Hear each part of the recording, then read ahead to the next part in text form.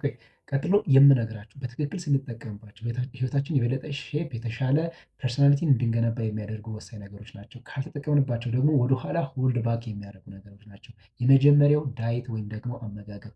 አመጋገብ እንግዲህ ህይወታችን ላይ ትልቅ ኢምፓክት ከሚያመጡ ከአስተሳሰባችን ጀምሮ አጠቃላይ ጤንነታችን ላይ ትልቅ ኢምፓክት ከሚያመጡ ነገሮች መካከል የመጀመሪያው። ስለዚህ አመጋገባችንን መምረጥ። ሁለተኛው እና ሌላኛው ደግሞ ምን ይባላል? ሰርክል ወይም ደግሞ እኛ ጊዜያችን አብረን የምናሳልፋቸው ሰዎች ምን አይነት ናቸው? ምንድነው እኛ የአምስት ሰዎች አቬሬጅ ውጤት ነን እንባላለን። ስለዚህ ምን አይነት ሰዎች ነው ሰራውንድ የሆንነው? ስለዚህ እነዛ ሰዎች ከእኛ የተሻሉ ናቸው ወይ? በጤና፣ በገንዘብ፣ በአስተሳሰብ፣ በብዙ ነገር። ስለዚህ እሱ ወሳኝ ኢምፓክት አለው ማለት ነው። ሶስተኛው እና ሌላኛው ደግሞ ምን ተብሎ ይጠራል? ሀቢት ወይም ደግሞ ልማድ። በየቀኑ የምንሰራቸው ልማዶች ወይም ድርጊቶች ምን አይነት ናቸው? ህይወታችንን የሚያሻሽሉ ናቸው ወይ? ለምሳሌ ስፖርት ወይም ኤክሰርሳይዝ የሚባለው ማንበብ፣ ሪዲንግ እንዲሁም ደግሞ ሊስኒንግ ፖድካስት እንደዚህ አይነት ነገሮችን ማዳመጥ በህይወታችን ላይ ትልቅ ኢምፓክት አለው።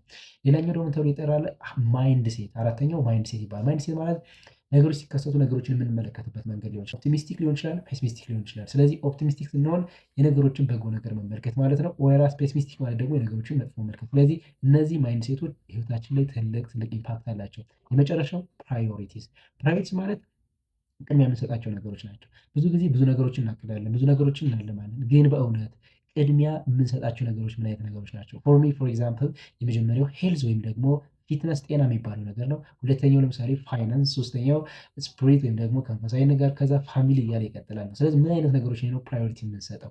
እነዚህ ፖዚቲቭሊ ስንጠቀምባቸው ህይወታችን ትልቅ ኢምፓክት እና የተሻለ ፐርሰናሊቲ እንድንገነባ ያደርጉናል። ኦን ዘ ሪቨርስ ደግሞ ምንድነው ወደኋላ ሆልድ ባክ ያደርጋሉ።